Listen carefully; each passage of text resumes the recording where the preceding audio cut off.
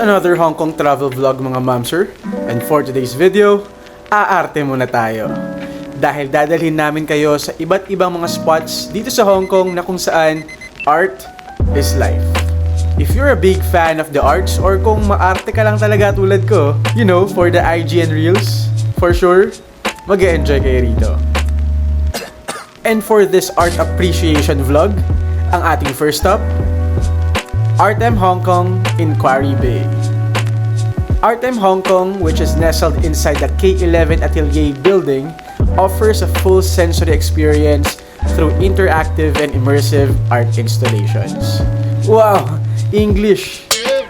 At ito nga ang una nating papasyalan for today's video. You can take the MTR and alight at Quarry Bay Station para mapuntahan ng Artem. But for our case, nag-Uber kami. Okay din kasi at hassle-free ang Uber dito sa Hong Kong. Yung building pa lang mismo kung saan ng Artem, aesthetic na. Just go inside the K11 Atelier building and go up onto the next floor.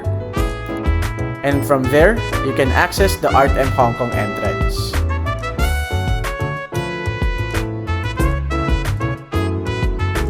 Currently, meron silang limited offer na kung saan pwede nyo mabili ang tickets for $88 or $98.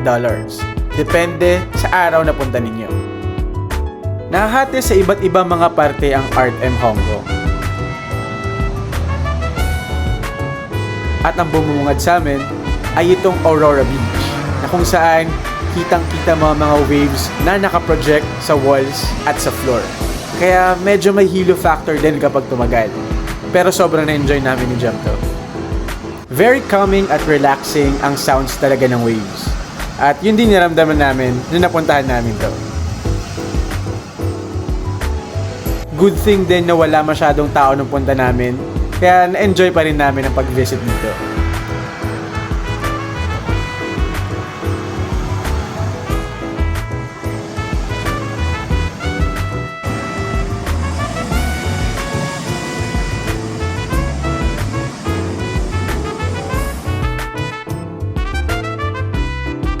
There's also this spot na kung saan pwede kayong tumugtog ng organ. And for my case, syempre, hindi tayo nagpatalo.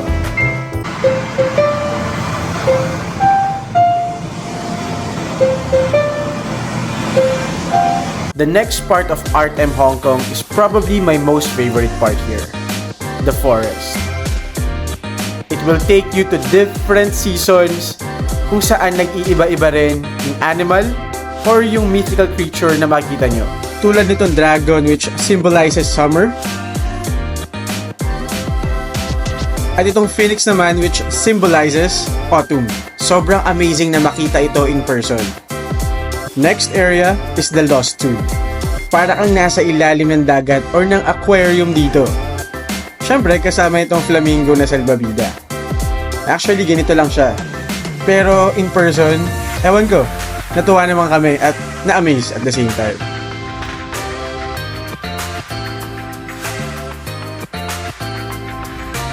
Also in this area is the Neon Safari Art na para ka namang nasa jungle kasama mga wild neon animals tulad nitong lion na kasabay ko pang maglakad. At may kasunod pa nga akong elephant na ang lakas maka-safari. Mapapakanta ka ng waka-waka dito. Now this is Africa, chop me na, eh.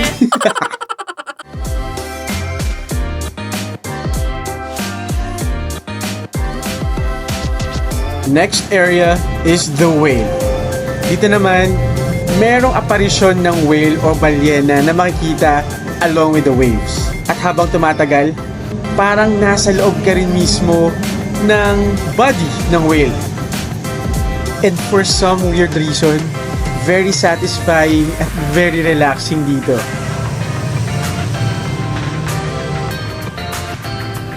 Perfect spot din to for your IG reel or story. And the last area is the flower. Dito naman, iba't ibang season ng flowers ang pwede nyo makita. Very colorful din at parang nasa music video ka ni Jisoo.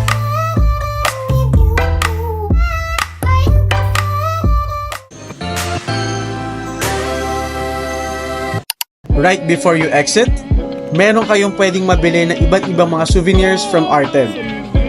Check this out guys, baka may magustuhan din kayo.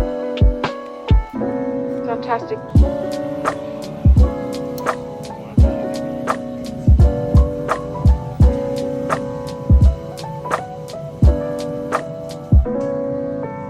And to cap off this trip, I grabbed a coffee from Arabica. Merong malapit na store sila dito sa may Artem Museum. Fantastic.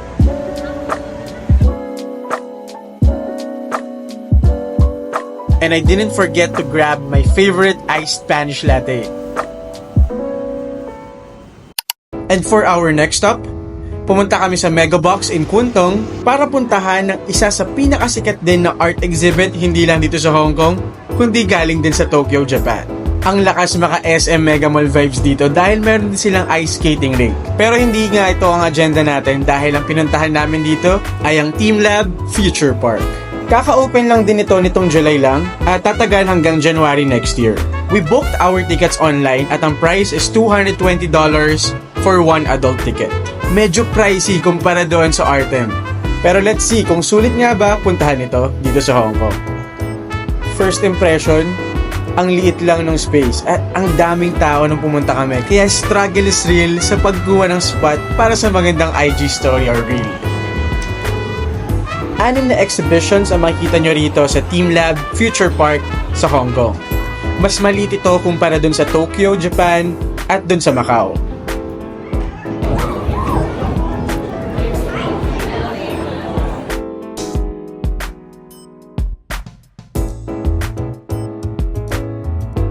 First activity na ginawa namin dito sa Graffiti Nature, nag-color kami ng iba't ibang mga characters na pwedeng ma-project doon mismo sa screen around the area.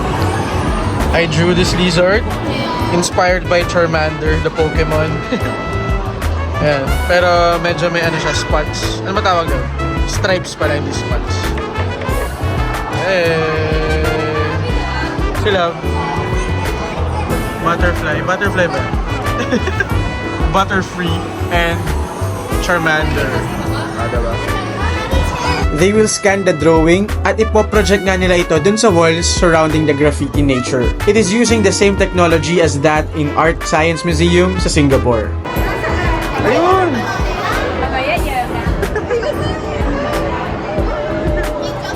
Charmander! Ito siya!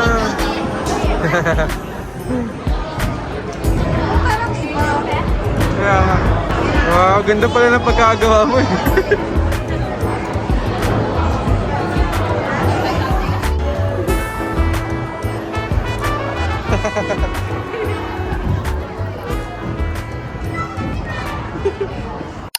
Honestly, medyo mas pambata at mas mag-e-enjoy mga bagets dito kumpara sa mga feeling bagets katulad ko.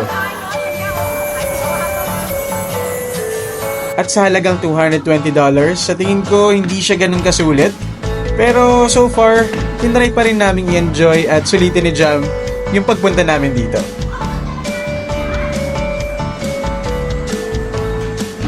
Siyempre sayang na may 220 kung hindi ako magpapakabata dito, di ba?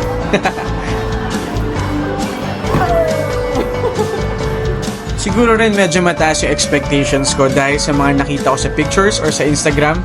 At kung ikukumpara nga ito dun sa Teamlab sa Japan at sa Macau, medyo underwhelming itong sa Hong Kong. So kung napuntahan nyo na yung Art Science Museum sa Singapore or yung Teamlab sa Japan or sa Macau, pwede nyo nang i-skip to. Pero syempre, since nandito na rin lang, sulitin na natin at i-enjoy na natin to guys. Ganun talaga eh. Experience pa rin to, di ba? Outside the park, makikita nyo yung souvenir shop.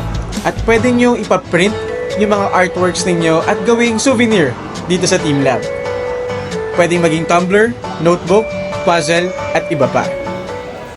Pero kung ang hanap nyo naman ay museum na libre at about arts din, pwede nyong puntahan itong HK MOA sa may Avenue of Stars sa Chimchachoy. Aside sa libre, ang ganda rin ng view ng Victoria Harbor from here.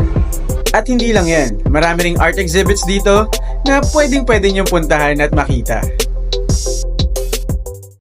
Pero kung talagang art enthusiast kayo at sobrang paborito nyo ang contemporary art, visit M Plus Museum. Although, hindi libre rito.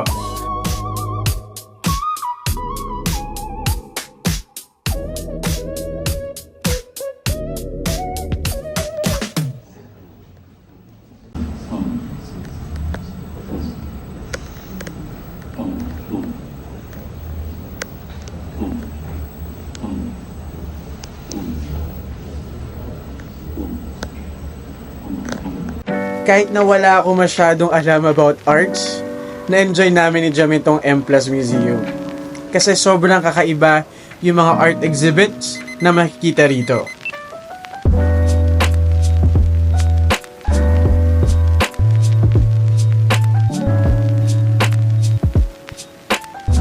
From the most weird ones,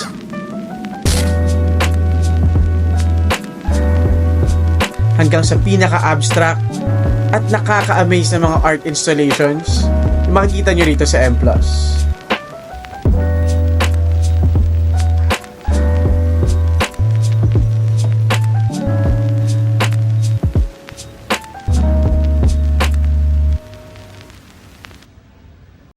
In conclusion, masasabi ko na sulit puntahan ng Artem Hong Kong. Ito ang pinaka na-enjoy namin ni Jam sa 4 na napuntahan namin na museum dito sa Hong Kong. Maliban sa hindi ganun kamahal ang ticket price, very immersive at sobrang nakaka-amaze makita ang mga art installation at exhibit dito. Sunod naman yung M Plus Museum. For me, sulit din siya. Good thing din na nakapunta kami dito ng libre kaya sobrang nasulitan din at na-enjoy namin ito. Meron ding special na Yayoi Kusama exhibit dito sa M Plus Museum. Kaya kung big fan kayo ni Yayoi, check it out guys. At syempre, ang HK MOA naman, since libre ito, pwede ring puntahan at for me, sulit din naman, lalo na kung nasa Chimchachoy area na rin kayo. Finally, yung Team Lab Future Park, ang pinaka hindi sulit para sa akin. I think, pwede nyo itong i-skip dito sa Hong Kong kung pumunta man kayo. Lalo na kung nakapunta na kayo sa ibang Team Lab Parks tulad ng sa Japan at sa Macau.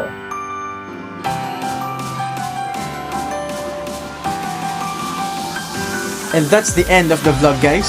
Sana nakatulong itong vlog na to sa inyong Hong Kong travel soon. Don't forget to like, share, and comment on this video. At kung hindi pa kayo nakasubscribe, subscribe na rin kayo. This has been JB Domingo. Stay safe, and God bless, and adios.